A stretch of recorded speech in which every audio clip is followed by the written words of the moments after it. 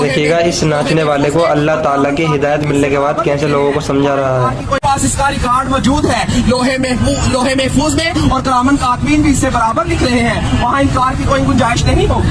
وہاں چھپنا چاہو گے چھپ نہیں سکو گے, وہاں بھاگنا چاہو گے بھاگ نہیں سکو گے. میرے بھائیوں, ہم تو ناچنے گانے والے تھے. اللہ پاک نے کہاں گندگی کے ڈھیر سے اٹھایا, کہاں انبیاء والے کام میں بٹھا دیا, اور آج لا کے آپ لوگوں کے سامنے کھڑا کر دیا. ابھی بھی نہیں سمجھو گے تو کب سمجھو گے؟ نبی تو کسی نے آنا نہیں, اللہ تو گرے پڑوں کو اٹھا کے آپ کے سامنے کھڑا کر دکھا رہا ہے. اللہ نے ذلت کے نقشوں میں عزت دے کر دکھا دیا.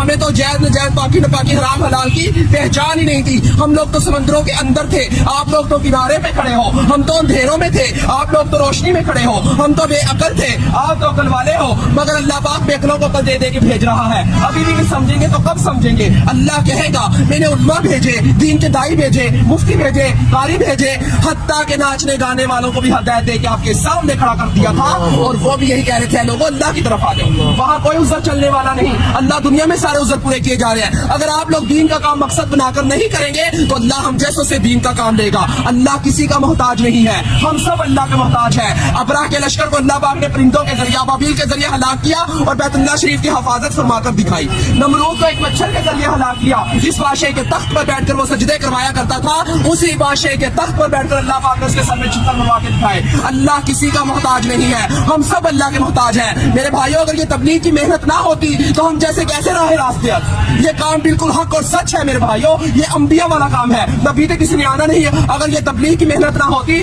چور فراڈ زنائی کیسے راہ راست پہ آتے؟ یہ وہی محنت ہے میرے بھائیوں. اس محنت نے ہمارے اوپر کرم کر دیا. اللہ ہمارے بزرگ دین کی حفاظت فرمائے جو یہ کلمہ لے کر ہم تک پہنچے. ہم تو اللہ کے حکموں کو توڑ رہے تھے, نبی صلی اللہ علیہ وسلم کے طریقوں کو چھوڑ رہے تھے. کہاں سے جنت کے حقدار؟ جنت کا حقدار وہ ہے جو اللہ کے احکامات اور نبی صلی اللہ علیہ وسلم کے طریقوں پر زندگی گزارے گا. تو میرے بھائیوں, اب کسی نبی نے نہیں آنا. ختم نبوت کے صدقے یہ کام میرے اور آپ سب لوگوں کے ذمہ ہے کہ ہم کلمہ گو والے بن جائیں, لا الہ الا اللہ محمد رسول اللہ کی دعوت دینے والے بن جائیں. ہر نگری نگری, بستی بستی, گاؤں گاؤں, شہر شہر, آل ٹو ورلڈ اس کلمے کو لے کر جانا میرے اور آپ سب لوگوں کے ذمہ ہے. تو میرے بھائیوں, اللہ کے حروف 4, محمد کے حروف 4, آسمانی کتابیں 4, بڑے فرشتے 4, نبی کریم صلی اللہ علیہ وسلم کے دوست 4, خانہ کعبہ کے کونے 4, امام 4. اسی وجہ سے بزرگ کہتے ہیں پہلی فرصت میں 4 مہینے لگا کر اس کام کو سیکھے اور زندگی کا مقصد بنا کر چلے.